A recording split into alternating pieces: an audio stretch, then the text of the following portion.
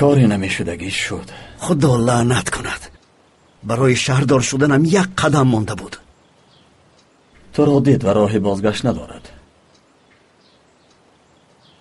قرار است تو دختر را چیکار کنیم؟ پرانی تو که خلاص شوی، ولی اکش پلیس است. جسدش را با دقت نیز کن. وای هم این را پیدا کرده نتواند و حجت نامعین بماند. فهمو. فورا. فهمو.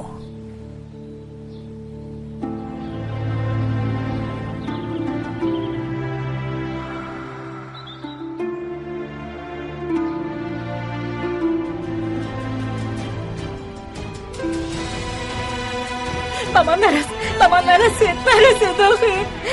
شما چی کار میکنید؟ التجا میکنم فرهاد من رو رها کن. التجا میکنم من کسی چیزی نمیگویم آخه. بعد میگویم سرده من رو. آخر من چی کار کردم؟ من رو رها کن.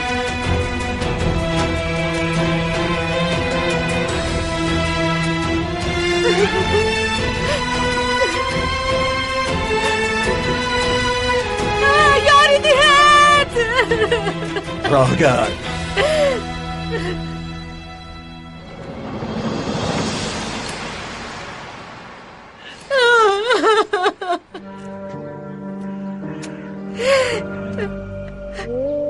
نکن فرهاد. التجا دارم نکش. التجا دارم. ببین که من زنده هستم. من زنده هم. ببین که چخیل دلم میتپد. ببین چخیل میتپد.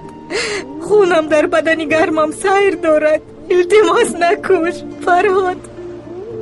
کسی انسانی بد تولد نمی شود. کسی. تو چرا سرگذرانیده که به این احوال گرفتار شدی؟ التماس در عمرت اقلا یک کاری نیک بکن. دکتر، به فکرت من به این پندهای تو باور میکنم. خودت را خسته نکن. مایلش برو پران، اما این خون در زمین نمیماند و این رو هیچگاه فراموش نکن. هیچگاه فراموش نکن که اکم جیم آمده تو را پیدا میکند و قصاصی مرا میگیرد.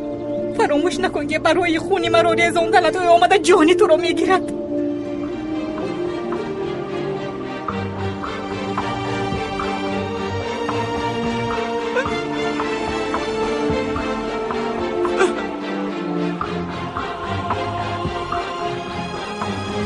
جیم چنر برادری توست؟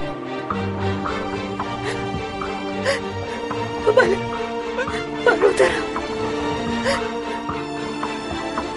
زیستن میخواهی؟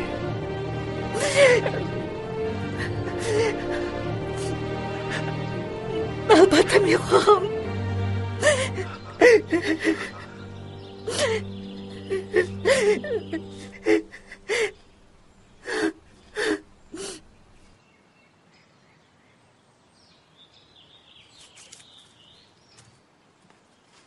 گوش کن دکتر، باید با من خانه‌دار شوی.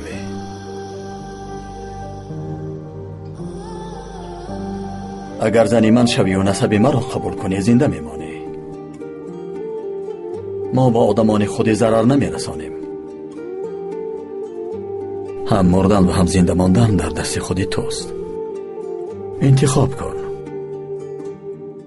عشق که امکان ناپذیر را امکان پذیر می گرداند و تقدیر را زیر و زبر می کند. هر عشق با نیتی به اصلی و فرهاد مانند شدن به رخ می براید. عشق بعضی ها تولد شده بزرگ می شود و می میرد. عشق بعضی دیگر باشد تا ابد می ماند.